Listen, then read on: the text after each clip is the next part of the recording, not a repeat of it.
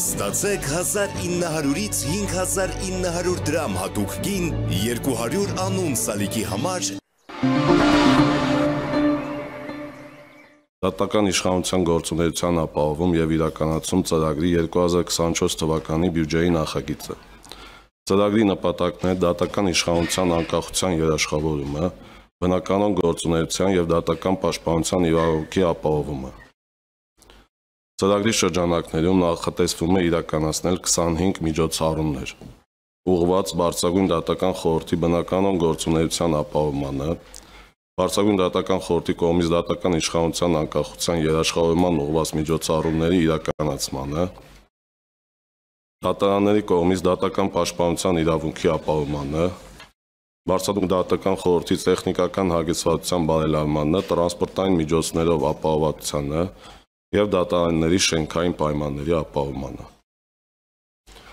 Բարձրագույն դատական խորհրդի եւ դատարանների 2024 թվականի պետական բյուջեի նախագիծ ըստ բյուջետային ծախսերի գերատեսչական դասակարգման կազմում է շուրջ 18.9 միլիարդ դրամ։ Հարկ եմ համար նշել, որ 2024 թվականի բյուջետային հայտով մեր կողմից ներկայացվել է շուրջ 23.3 միլիարդ դրամի ֆինանսավորման հայտ, սակայն նախագիծը հայտից պակաս է շուրջ 4.4 միլիարդ դրամով կամ 18.9%-ով, որից հայտով նախատեսվում էր դատավորների թվաքանակի ավելացում, սակայն 2023 թվականի ընթացքում դատական եւ իրավական բարեփոխումների շրջանակներում իրականացվող օրենսդրական փոփոխությունների համատեքստում դատավորների թվաքանակի ավելացման հարցը հետաձգվել է,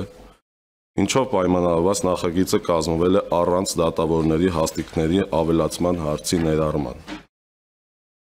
Նախագծով նախատեսվել է նաև առաջին ատյանի ընդհանուր իրավասության մասնագիտացված դատարանների դատավորների աշխատավարձի բարձրացում 60% հավելման տեսքով եւ 2024 թվականի համար որդեգրված քաղաքականության արդյունքում պարգևատրումներ, դրամական խրախուսումներ եւ հատուկ վճարներ հոդվածով բարձրագույն դատական խորհրդի անդամների վճռաբեկ, վերաքննիչ հակակոռուպցիոն առաջին ատյանի ընդհանուր իրավասության եւ մասնագիտացված դատարանների դատավորների համար միջոցներ չեն հատկացվել։ Արդյունքում աշխատանքի վարձատրության ուղղվող գումարներն ընդհանուր առմամբ նվազել են շուրջ 1.2 միլիարդ դրամով կամ 7.4%-ով։ Այստեղ ուզում եմ նշեմ, որպեսզի թույլըմբռնում չլինի, 1.2 միլիարդ դրամով աշխատանքի վարձատրության ուղղված գումարները իջել են, ոչ թե աշխատավարձներն են իջել դատավորների, այլ պլանավորվել էր, որ հաստիկներ ավելացնենք, սակայն այդ հաստիկները չավելացների արդյունքում 1.2 միլիարդ դրամով պակասել են,